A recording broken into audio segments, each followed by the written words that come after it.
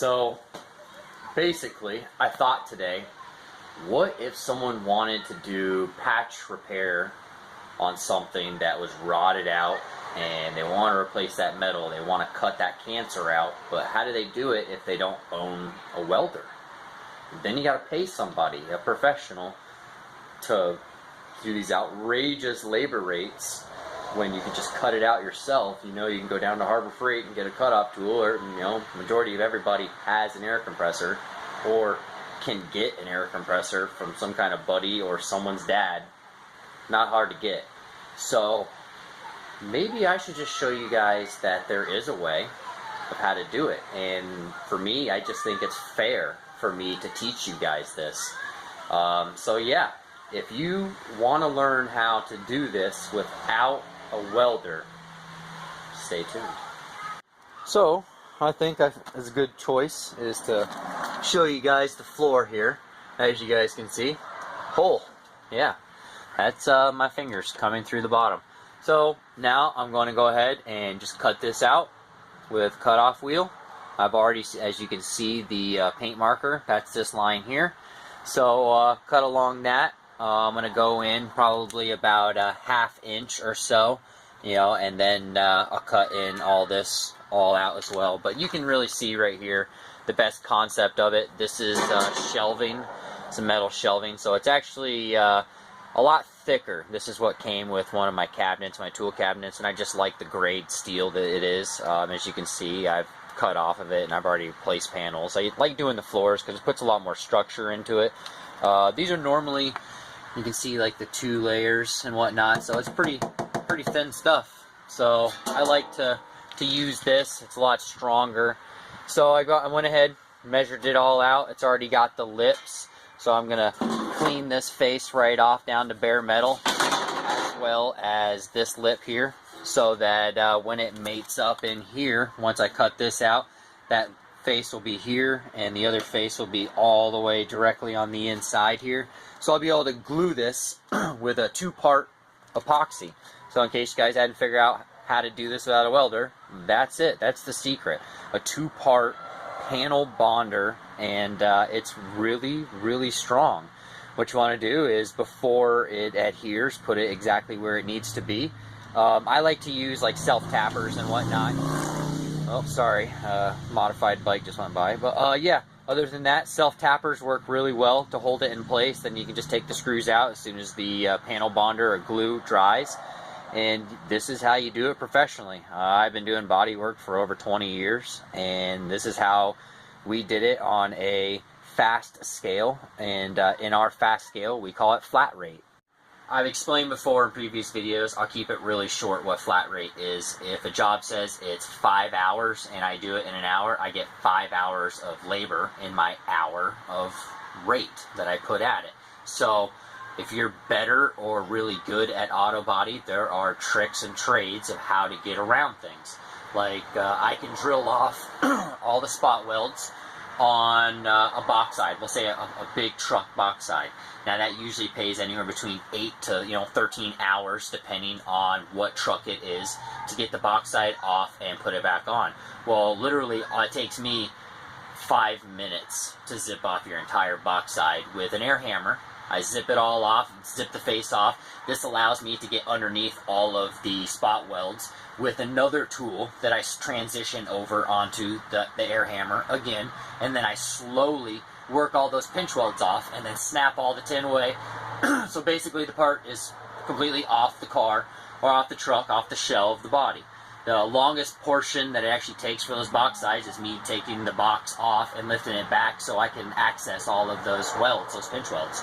So I clean that up, clean the face up, run my wheel all the way down so it has a nice clean surface all the way down, and then we glue our box sides on. And we do this within an hour portion, so we're getting anywhere between 8 and 13 hours of our rate that we get paid for our hourly rate, and someone as skilled as me that's been doing it for as long as I is anywhere between 15 and 25 an hour, depending on how long you've been doing it for and how fast you are. Now, a lot of employers will see how fast you are and they'll prorate what they should pay you because they can see you doing a certain amount of work and making them a certain amount of money. So that's how you can kind of generate your pay scale. Not everybody can work for themselves like me. I worked a long time to get where I am, guys. So other than that, guys, I'm going to get back to rust repair. It's fun stuff. Okay, so to give you guys an idea, this is just what was on sale. I usually use 3M or SEM, which is SEM. I do like the 3M 2-part as well, but it's really just what is on sale. They're all the same. This is going to be, the 45 is going to be 45 minute is how long it's going to take for it to have basically the working time. But yeah, this is the metal door skin bonding adhesion. This literally as strong as welding. It's the same thing, guys. It's just as strong. It's made for impacts, so you know you glue them on and they will take an impact, which is amazing. It's not going to go blowing off or whatnot. You will have cracks around where the panel bonder had its adhesion. Obviously, that's where the stress was. It's going to release, but that's the way cars are made, anyways now. So they're implosive. They're made to crunch up like a Pepsi can, so you stay alive inside there. It's just common knowledge nowadays that's not commonly, I guess, taught. So, yeah. Other than that, I'll convey that. We'll go from there. So I'm going to go ahead, cut that piece off, cut this section out, and then go from there. But before you cut this out, you want to cut your section out here. You lay this down, do a dry fit. Run your paint marker all the way across, and then that way we can measure a ½ inch to an inch in, and then we'll cut from there. So you'll cut a little section, a little rectangle out of the center, leaving access all the way across, a shelving, so you have this section here will get glued down, this line. So you'll have that all the way across. So you have a shelving that it will literally adhere down, and then the lip will get here on the inside as well as on the inside of your rocker. So it will have adhesion all the way around and structure all the way around. And then once we get all this done and get all the rust out, all the places that I feel need to be done, then you'll bed liner this. You'll prep all this down, and we're going to seal this with a spray-on bed liner. Now that's going to lock everything in, and you don't have to worry about rust anymore. So then we're going to jack it up, put this thing up pretty high, and then repeat as well as underneath. So you're going to seal it with a spray-on bed liner kit from the inside and out. This will never rot again, guys. That means that no dust, dirt, salt, nothing like that can get to it, and you don't have to worry about any rust anymore. That's really the way it should be. Then we'll lay down a brand new carpet, brand new floor mats, and have a really nice interior and have no worries. Isn't that nice?